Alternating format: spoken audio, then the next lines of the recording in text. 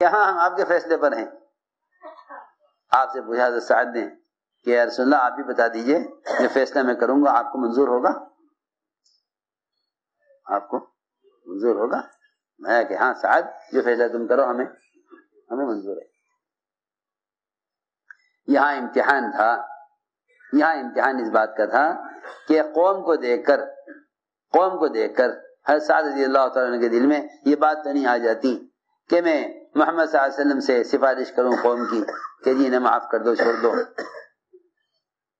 یہاں فیصلہ ہونا تھا کہ اس وقت فیصلہ ہوگا کہ نبی سے محبت ہے یا قوم سے محبت ہے. اب فیصلہ ہوگا کہ نبی سے محبت ہے یا قوم سے محبت ہے. اب فیصلہ ہوگا کہ نبی سے محبت ہے یا قوم سے محبت ہے. سعد رضی اللہ تعالیٰ عنہ نے یہ فیصلہ کیا کہ میرا فیصلہ یہ ہے کہ میری قوم میں جتنے بھی جنگ کرنے کے قابل اور جوان ہیں انہیں سب کو قتل کر دیا جائے، عورتوں کو باندیا بنا دیا جائے، بچوں کو غلام بنا دیا جائے، مسلمانوں کا ساری قوم کو ختم کر دیا جائے. آپ فرمایا کہ سعد تمہارا یہ فیصلہ اللہ کا بھی یہی فیصلہ ہے، اللہ کے رسول کا بھی یہی فیصلہ ہے. یہ ہے بات. میں نے عرض کیا کہ ایسے تھوڑا ہی کہ آدمی حالات کو دیکھ کے چلتا رہے، حالات کو دیکھ کر چلتا رہے.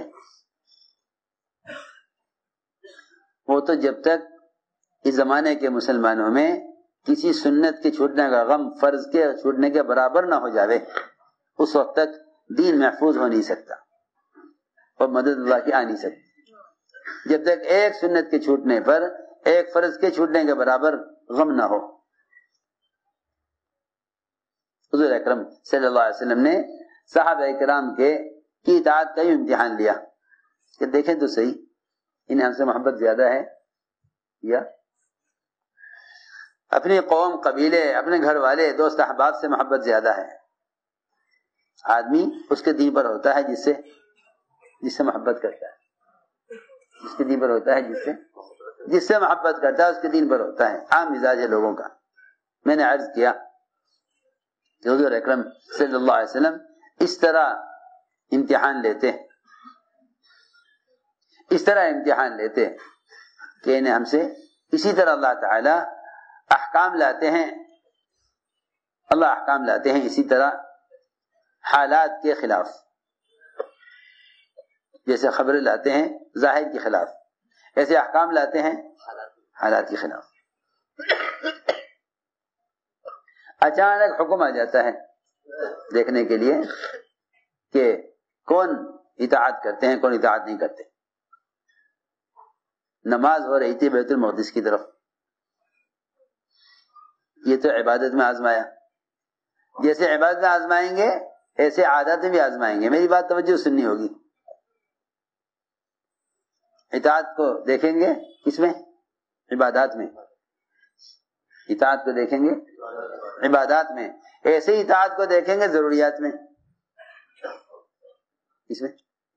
ضروریات، انسانی حاجتیں، بشری تقاضے، کھانے کے پینے کے انسانی تقاضے ہیں، بشری تقاضے ہیں، انہیں بھی آزمائیں گے. اچانک حکم لا کر میں نے عرض کیا کہ آزمائیں گے عبادات میں کہ دیکھنا یہ ہے کہ کتنا جلدی بات مانتے ہیں. نماز ہو رہی تھی بیت المقدس کی طرف، حکم آیا کہ رخ پھیر لیجئے بیت المقدس سے کعبے کی طرف، بیت اللہ کی طرف. رخ پھیر لیجئے بیت اللہ کی طرف. جیسے ہی حکم آیا آپ اور آپ کے صحابہ فوراً گھوم گئے بیت المقدس سے بیت اللہ کی طرف. تو میری بات یاد رکھنا کہ جب کوئی نیا حکم آتا ہے، اللہ کی طرف سے کوئی نیا حکم آتا ہے، تو 3 قسم کے لوگ اس حکم سے انکار کرتے ہیں. 3 قسم کے لوگ اس حکم سے انکار کرتے ہیں. ایک کفار، دوسرے منافقین اور تیسرے یہود. اعتراض کرنا کسی بات پر اعتراض کر کے اس کا انکار کر دینا، یہ تو منافقین کا کام تھا. ہمیشہ اعتراضات کرنا منافقین کا کام تھا کہ بھئی جب یوں ہو رہا تھا یوں کیوں کیا، جب یوں ہو رہا تھا یوں کیوں کیا. یہ منافقین کریں گے. یہ اللہ نے قبلے کے رخ پھرنے سے پہلے ہی کہہ دیا کہ ان قریب احمق قسم کے لوگ کہیں گے کہ انہیں ان کے قبلے سے کس نے پھیر دیا. نماز پڑھ رہی تھی ایک رخ پر ہوتی رہتی، کیوں ان کا قبلہ کیوں پھیر دیا گیا. ان قریب کہیں گے، ان قریب کہیں گے احمق قسم کے لوگ انہیں ان کے قبلے سے کس نے پھیر دیا. تو علماء نے لکھا ہے کہ یہ سفہاء تین قسم کے لوگ ہیں، یہود، کفار اور منافقین. کفار تو یوں پریشان تھے، یہود تو یوں پریشان تھے کہ انہوں نے ہمارا قبلہ کیوں چھوڑ دیا. ہمارا قبلہ، جی ہاں، کیونکہ یہود کہتے بیت المقدس ہمارا قبلہ ہے، ہمارا قبلہ کیوں چھوڑ دیا. اور کفار یوں تھے کہ بیت اللہ تو ہمارا ہے، یہ تو ہمارے مذہب میں آویں یا ہمارا قبلہ چھوڑیں. سنو تو صحیح، میں بہت اہم بات کہہ رہا ہوں. جب کبھی بھی کسی بھی زمانے میں مسلمان دین کو یا دین کے کسی شعبے کو یا دین کے کسی کام کو اپنا ذاتی حق سمجھ لیں گے تو ان کی اجتماعیت ختم ہو جائے گی. ان کی اجتماعیت ختم ہو جائے گی. یہ دین کے کسی شعبے کو یا دین کے کسی کام کو اپنی ذاتی جاگیر سمجھ لیں گے تو اجتماعیت ختم ہو جائے گی. وہ یہ کہیں گے ہم زیادہ حقدار ہیں اس کے، دوسرے کہیں گے ہم زیادہ حقدار ہیں اس کے. سنو تو صحیح، کفار بیت اللہ کی آباد کاری اور بیت اللہ کی دیکھ بھال اور آنے والے حاجیوں کو زمزم پلانے اور لسی پلانے کو اپنی ایسی ذاتی چیز سمجھتے تھے کہ وہ کہتے تھے کہ یہ کام ہمارے علاوہ کوئی نہیں کرے گا. سنو،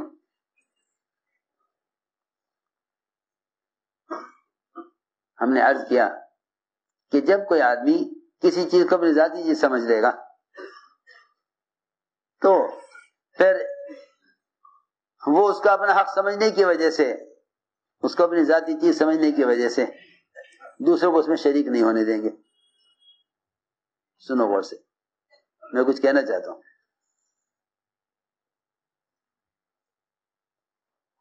تو کفار نے یہ کہا کیوں بھائی آپ ہمارے قبلے کی طرف کیوں آ رہے ہیں، آپ کا قبلہ تو وہ ہے.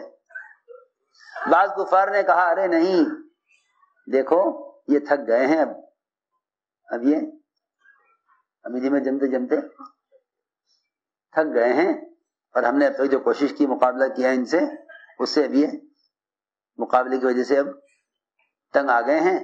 اب یہ ہمارے قبلے کی طرف آ رہے ہیں اور اب دیکھنا کچھ دن کے بعد یہ ہمارے بتوں کو ہی مان لیں گے اور ہمارے طریقوں کو ہی مان لیں گے. یہ جو ہمارے دین کی مخالفت کر رہے ہیں، اپنا دین لا رہے ہیں، یہ ہمارا قبلہ انہوں نے اختیار کر لیا آہستہ آہستہ ہماری طرف. جی ہاں، بعض کفار یہ بھی خوش ہوئے. سنو تو صحیح کیسی عجیب باتیں ہیں کہ ہمارے قبلے کی طرف آئے ہیں تو یہ اب ہمارے دین کی طرف بھی آ جائیں گے. یہ بھی بعض کا خیال تھا. میں نے عرض کیا کہ قرآن نے کہا کہ تین قسم کے لوگ ہیں یہ سفہاء، منافقین، یہود اور کفار. منافقین کیا کہتے تھے؟ منافقین اعتراض کرتے تھے کہ ان کی نمازیں کا کیا ہوگا، پچھلی نمازیں سب ضائع ہو گئی، پچھلی نمازیں سب ضائع ہو گئی، ان کا رخ ہی صحیح نہیں تھا. اگر اب رخ صحیح ہوا ہے تو پہلا قبلہ غلط تھا تو پچھلی نمازیں سب ختم ہو گئی. اگر پہلا قبلہ صحیح تھا تو اس قبلے کی طرف کیوں آئے؟ منافقین نے اعتراض کیا قبلہ بدلنے پر. منافقین نے اعتراض کیا. جی ہاں, قبلہ بدلنے پر اللہ نے فرمایا اللہ تمہاری نمازوں کو ضائع کرنے والے نہیں ہیں, کیونکہ تم نے اب تک نماز پڑھی ہے, وہاں بھی حکم سے پڑھی ہے, یہاں بھی حکم سے پڑھ رہے ہو. جو حکم کی طرف آتے ہیں اللہ ان کو ضائع نہیں کرتے. ضائع تو وہ ہوتے ہیں جو ایک حکم ملنے کے بعد اگلے حکم سے انکار کر دیتے ہیں. سمجھنے کی بات ہے. ضائع کون ہوتے ہیں؟ جی ہاں, جب ان کو اگلا حکم دیا جائے, ان کو اگلا حکم دیا جائے جی, اور وہ اس کا انکار کر دیں تو پھر وہ ضائع ہو جاتے ہیں. سنو غور سے, اللہ نے فرمایا ما کان اللہ لیضیع ایمانکم, اللہ تمہاری پچھلی نمازوں کو ضائع نہیں کریں گے, کیونکہ تم اطاعت سے اطاعت کی طرف آئے ہو, حکم سے حکم کی طرف آئے ہو. کیا کیوں ایسا؟ کہ اللہ نے اس لیے کیا تاکہ آزمائیں لوگوں کو کہ کون نبی کی اطاعت پر قبلہ بدل دیتا ہے اور کون نبی کی مخالفت کر کے پہلے قبلے پر باقی رہتا ہے. جی ہاں, اس امت کی چھٹائی کے لیے, اس امت کی چھٹائی کے لیے, اس امت کے انتخاب کے لیے, اس امت کے انتخاب کے لیے. جی ہاں, امت وسط اس لیے فرمایا کہ اطاعت کرنے والے وہ حکم ملتے ہی نبی کے ساتھ ساتھ گھوم جائیں گے بیت المقدس سے بیت اللہ کی طرف. ایک صحابی نے جب یہ دیکھا, انہوں نے جا کے ساری بشری میں اعلان کر دیا, اے بصیر والو سن لو, قبلہ بدل گیا. جہاں جہاں نماز ہو رہی تھی ان سب نے رخ فوراً ایک آدمی کے اعلان پر, ایک آدمی. میں نے عرض کیا کہ جو حکم لائیں گے عبادت میں جانچنے کے لیے, یہاں حکم آیا عبادت میں جانچنے کے لیے, اور وہاں حکم آیا سفر میں ضرورت میں جانچنے کے لیے, ضرورت میں جانچنے کے لیے. کہ دیکھنا یہ ہے کہ اگر ان کے پاس کچھ کھانے کو نہ ہو, ان کے پاس کچھ کھانے کو نہ ہو اور ایک حلال چیز کھانے کے لیے ہو, تو ہم ایک چیز کھانے کے لیے ہے صرف, وہ بھی حلال ہے, ہم اس چیز کو اگر ان کی بھوک کے وقت اور کھانے کے وقت اس چیز کو حرام کر دیں تو یہ اطاعت کرتے ہیں یا نہیں؟ سنو تو صحیح. صحابہ سفر میں آپ کے ساتھ, صحابہ سفر میں آپ کے ساتھ, صحابہ سفر میں آپ کے ساتھ, غلہ ختم ہو گیا, کھانے کے لیے کچھ نہیں, بھوک کی شدت, بھوک سخت, کھانے کے لیے کچھ نہیں, کھانے کے لیے کچھ نہیں, بھوک سخت لگی ہوئی. خیال یہ ہوا صحابہ کو کہ بھوکا رہنے تو ناممکن بات ہے, اور پیدل چلنا آسان ہے, پیدل چلنا آسان ہے, لیکن بغیر کھائے رہنا مشکل ہے.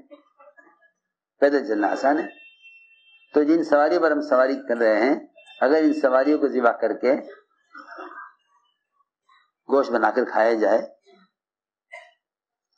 چنانچہ سواری میں گدھے صحابہ کے پاس تھے اور گدھے کا گوشت اس وقت تک حلال تھا, گدھے کا گوشت حلال, بکرے کی طرح, کٹلے کی طرح گدھے کا گوشت کھایا جاتا تھا حلال.